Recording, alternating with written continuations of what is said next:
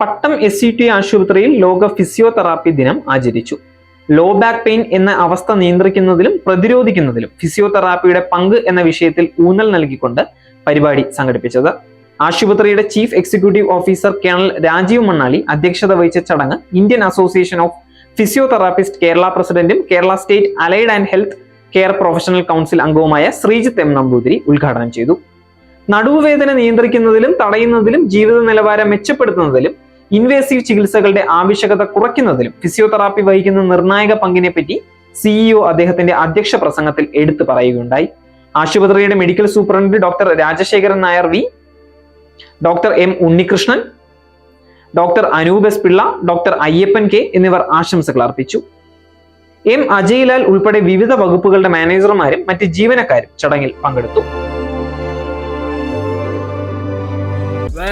News means entertainment and entertainments. Meets news. Watch SAG News. നേരിന്റെ വാർത്തകൾ നിങ്ങളുടെ വിരൽത്തുമ്പിലെത്താനായി zag news channel subscribe ചെയ്തും share ചെയ്തും ഒരു ശരിയായ മാധ്യമ നിലപാടിനൊപ്പം നിൽക്കാൻ ഞങ്ങൾ നിങ്ങളെ ക്ഷണിക്കുന്നു.